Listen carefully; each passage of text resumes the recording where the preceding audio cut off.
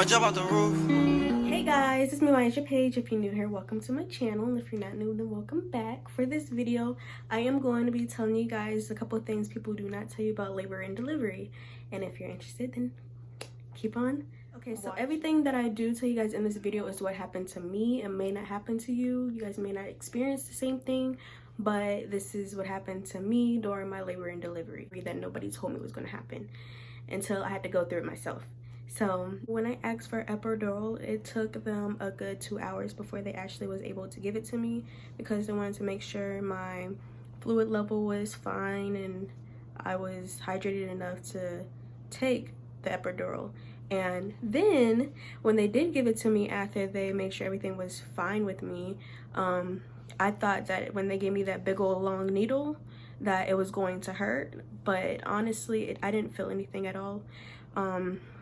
So in my opinion, I just thought that it was gonna hurt, but it didn't hurt at all because I didn't feel anything.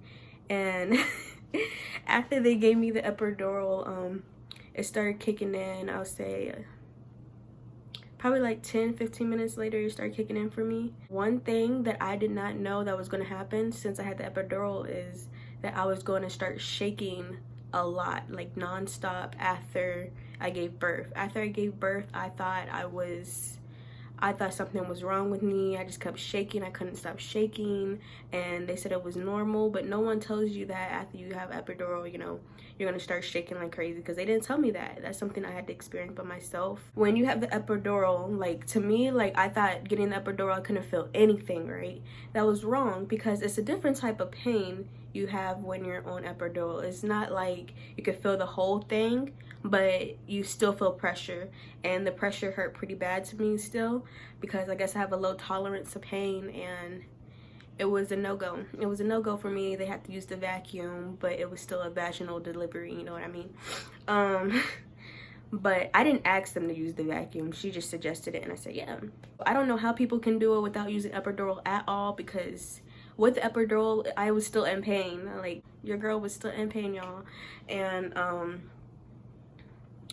I just say the people that do it without an epidural, you guys are OG. You guys are amazing. You guys are strong. You guys, whew, couldn't be me. Like, every time, like, I'm not planning on getting pregnant anytime soon, but when we have baby number 2 further down in the future, epidural it is for me again.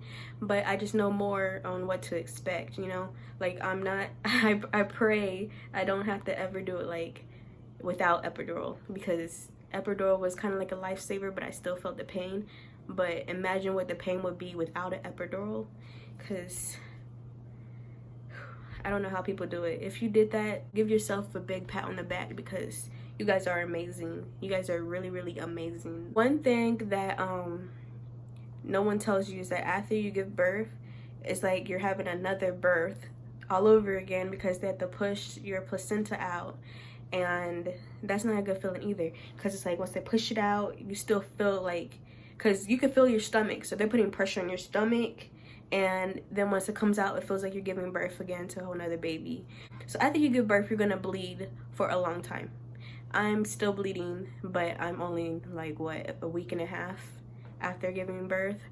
But my fiance's niece, she just gave birth like a month or 2 ago, and she's still bleeding. So, you know, it's been like a month and a half or 2 months, and she's still bleeding. You know, that kind of lets you know how long you're gonna be bleeding, but everybody's body's different, you know. I can't really say how long anyone's gonna be bleeding, but I know I'm still bleeding, she's still bleeding. And, you know, but just no one told me that you were gonna shake like crazy after being on epidural. Nobody told me that once you get the epidural, you're still gonna feel pressure, and the pressure hurts pretty bad. Nobody told me that once you give birth, you're gonna give like another birth because they're pushing out your placenta. Nobody told me that when you bleed, like once you give birth and you're bleeding, that you're still gonna have like piece of the placentas coming out of you. Another thing that no one tells you, that, well, no one told me, this is stuff people didn't tell me that I'm telling you guys right now, is that you're still gonna experience contractions even though the baby isn't there, because I think it's your uterus closing back up, right? Your uterus, or your cervix. I think it's one of those. Either your uterus or your cervix is closing back up, so you're still gonna have contractions and they're painful. But anyways, another thing that I guess I should have realized but no one told me is that the skin on your nipple is going to start falling off, but like when mine falls off, it like starts bleeding. It's weird. I don't know, not everybody has a bleeding nipple, but mine was bleeding.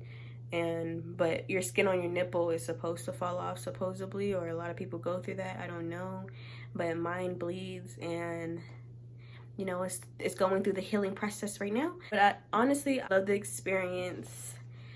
It's different, definitely different. I'm currently a week and 5 days postpartum, and my body is basically almost back to normal. Today was the first day my belly button went back in, because I'm originally innie, but due to my pregnancy it made me an outie. But I'll show you guys what my stomach looks like, because it's getting back there, y'all. Slowly it's getting back there. You know, I kind of do have some stretch marks and my stomach's dark and it jiggles, but it doesn't jiggle as much as it used to. But you know what I mean, it's going back in slowly. But that is what my body is looking like right now. Another thing people don't really tell you, but I guess you could also put that together, that once your milk starts producing, it's gonna start like leaking through your shirt, and you're gonna wake up and the whole bed's gonna be wet due to like the milk. But honestly, I think that's about it. I can't really think of anything else. If you like this video, don't forget to give this video a big thumbs up. Don't forget to comment down below. Don't forget to turn on my post notification button, and don't forget to subscribe, and I'll see you guys in the next YouTube video. I love you guys. Mwah. Peace.